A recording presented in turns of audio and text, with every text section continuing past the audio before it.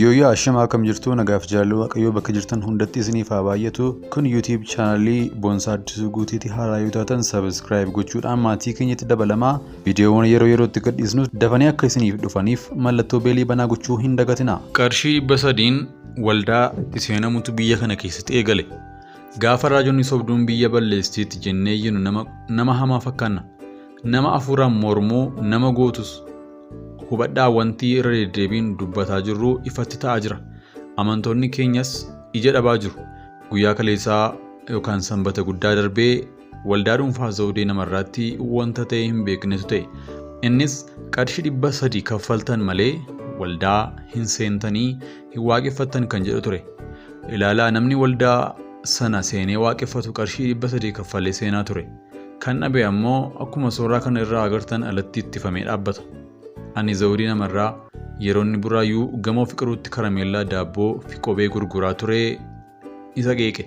Gaafas anaan na arrabsaa turtan. Amma immoo ija dhiibee waldaa koo namni seenu qarshii 300 kaffaluu qabaa isiniin jedheera. Amma maal jettu? Lakkiisaa sabalana sammuutti deebi'aa waaqa sodaadhaa. Raajonni sobduun sichi foon keessan nyaatuuti. Jedhee kan barreesse Oliifan Margaatii yaada bishaa ta'eef eebbifamaadhaa waaqayyo si haa eebbisu Oliifan. Waldaan biyya Jarmanii tokko sagantaa waaqeffannaa sammuu nam-tolcheetiin durfamu karoorfachuu ishee odeeffamaa jira. Akka World News jedhutti waldaan Pirootestaantii magaalaa Noovemberg kan kibba baha Jarmanii bulchiinsa Baavaariyaa keessatti argamtu sagantaa waaqeffannaa guutummaatti sammuu nam-tolcheetiin yookaan Artificial Intelligenceetiin uumame geggeessee jira jedha. Namoonni sagantaa waaqeffannaa jimaata geggeeffamuuf beeksisa arganii turan sa'aatii tokko dura baay'inaan gara galma waaqeffannaa dhufuu akka mul'atan himama. Sagantaa daqiiqaa 45 kan AI ChatGPT Chatbot jedhamuun durfamu kana irratti namoonni 300 ol hirmaataniiru. Sagantaan kun yeroo banamee kadhannaa, faarfannaa fi eebba geggeesse. Nama osoo hin taane nam-fakkiin nama fakkaatu kan fakkii nama Avaatar jedhamutti socho'u saganticha hoogganaa ture. Wanti Agraamoot gabaabsuu kadhannaa cufiinsaa sagantaa abbaa keenyaa jedhamu yeroo ka'u namoonni tokko tokko miira isaanitti hin tolle ibsu. Qindeessitoonni akka jedhanitti sirbii AI'n qindaa'es waltajjiidhuma kanarratti gadhiifame. AI guyyaa sanaa labsii amantii geggeessaa ture. Innis eebbisaa ture. Yeroo eebbaa akka Avaatar harka ol kaasee ta'a jedhamee gamaa ture garuu akka suura gaard nam-fakkii mul'ii ol qofaa qabu eebba sana hojjechaa ture. Oduu kana dhaga'uun qorattoonni 1000 lakkaa'aman mallattoo walitti qabuun AI sababa balaa inni fidu irraa kan ka'e yoo xiqqaate ji'a ji'aaf dhorkamuu qabaa. Hojii gaggeessaan olaanaa Twitter Elon Field namoota mallatteessan keessaa tokko. Gaaffilee akka koo hedduu yoo qabaattan koomentii keessa ka'a. AI deebisuu malaati. Lola Oromiyaan wal qabatee haleellaa bakkatti raawwatamuun lubbuun namoota nagaa darbuu itti fufee jira.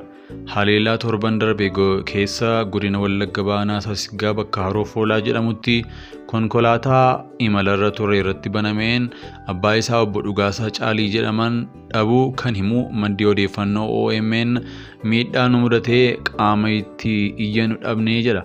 Abbaan isaa konkolaachisaa Inistituutii Sanyii Filatamaa Oromiyaa ta'uu kan himu maddi keenya kun battala gochichi raawwatametti hojii isaanii idileerraa turuu hima.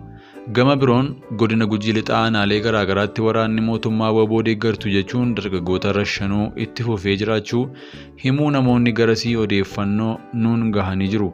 Lola Oromiyaa waggoota 5 darbaniif walitti fufiinsaan geggeeffamaa jiruun lubbuun lammiilee nagaa guyyaa guyyaan darbaa jiruun cinatti dinagdeen biyyaa fi uummataa akkaan hubamaa jiraachuun kan beekamu ta'us qaamoleen wal waraansatti jiran rakkoo jiru mariin furatanii Oromiyaatti nagaa buusuuf hin dandeenye. Dargaggoo Daawit Dhugaasaa magaalaa Naqamtee irraa turtii bilbilaan OMN waliin taasiseen haleellaa torban darbe keessa godina Wallagga Baanaa Sasiggaa bakka Haroo Foolaa jedhamutti konkolaataa imalarra turte irratti banameen abbaa isaa obbo Dhugaasaa Caalii dhabuu fi maatiin gadda cimaa liqinfamanii jiraachuu hima. Abbaan isaa obbo Dhugaasaan jiraataa magaalaa Naqamtee wayita ta'an Inistituutii Qorannoo Qonna Oromiyaatiif konkolaachisaa ta'uudhaan yeroo dheeraaf tajaajilaa turan. Guyyaa haleellaan kun irratti raawwatamettis hojii idilee isaanii irra turuu dirqama hojiif jecha aanaa guutuu giddaa magaalaa Ukkeettii ka'uun gara Saasiggaatti imalaa turuu hima Daawit. Namni dirqama hojii irra turan kun battala bakka Haroo Foolaa jedhamu ga'anitti fuulduraan dhukaasni itti banamuu obbo Dhugaasaan battaluma lubbuudhaan darbuu namoota konkolaaticha keessa turan biroos miidhaa jabaan dhaqqabuu hima. Obbo Dhugaasaa waliin namoota konkolaaticha keessa turan 4 keessaa dargaggoon Milkiyaas jedhamu tokko rasaasa 3 rukutamuun yeroo ammaa hospitaala Riifararaa Naqamteetti wallaansarra jiraachuu kan himu Daawit dubartoota 2 isaan waliin turan keessaas namni tokko lubbuun darbuu akka hin oolle dargaggoo wallaansarra jiru kanarraa odeeffachuu OMN'if ibse. Abbaan isaa obbo Dhugaasaan hojii isaaniin alatti sochii siyaasaa gama kamuu keessaa nama qooda hin qabne nama hawaasa magaalaa Naqamtee birattis maqaa gaarii qaban turani kan jedhu Daawit. Namoonni isaan bilisaan fe'anii deemaa turanis namoota nagaa qabaniif namoota nagaa gabaaf imalarra turan ta'uu hima. Ajjechaa kana hidhattoota bosonaa bahantu raawwate jedhamu malee eenyummaa qaama gochichaa raawwate adda baafachuuf rakkanneerra kan jedhu Daawit. Qaamni gaafatamummaa fudhates ta'ee qaamni itti iyyannu dhabamuun taatee akkaan nu gaddisiisedha jedha. Waraana Oromiyaa wal qabatee haleellaan bifa kanaan lammiilee nagaa mudatu taatee guyyaa guyyaan kutaalee Oromiyaa garaa garaatti dhaga'amu ta'ee jira. Kaleessumaa godina Gujii Lixaa aanaa Malkaa Sooddaatti waraanni mootummaa dargaggoo Quxxaalaa Booroo jedhamu waboo waliin hariiroo qabda jechuun rashanuun wayita dhaga'amu. Godina Gujii Ba'aa aanaa Saabbaa Boorootti ammoo dargaggoo Alaakaa Gammadaa jimaata darbe waraana mootummaan rashanamuu odeeffannoon garasii OMN argate ni mul'isa. Waraana waggoota 5 darbaniif walitti fufiinsaan geggeeffame kanaan lubbuu lammiilee nagaa guyyaa guyyaan darbaa jiru. Kanaan cinatti dinagdeen uummataa fi biyyaa kan miidhamee jira. Miidhama biyyaas ta'ee uummata mudataa jiru kanarratti xumura gochuuf qaamoleen wal waraansatti jiran rakkoo isaanii mariin furatanii nagaa akka buusan irra deddeebiin gaafatamaa turus waliigalteerra gahuun uummataaf nagaa dheebotee argamsiisu. Hidhattoonni faannoo imaltoota naannoo Amaaraa qaxxaamuranii deeman irratti haleellaa sabummaa irratti xiyyeeffate raawwataa jiraachuun dhagahamee jira. Duulli jibbiinsaa hamaan garee kanaa fi warreen garee kana deeggaraniin marsaalee hawaasaa dabalatee haalota garaagaraan deemaa jiraachuu kan eeran namoonni yaada kennan garee hidhate kun haala argame keessatti haleellaa uummata Oromoo irratti aggaamaa jira jedhaniiru. Gareen kun aanaalee naannoo Oromiyaa daangaa Amaaraatti argaman weeraruun badii guddaa geessisaa jiraachuu kan himan namoonni yaada kennan. Kanaan alatti imaltoota saba garaagaraa naannoo Amaaraa qaxxaamuranii deeman irratti xiyyeeffatee jiraachuu dubbatani.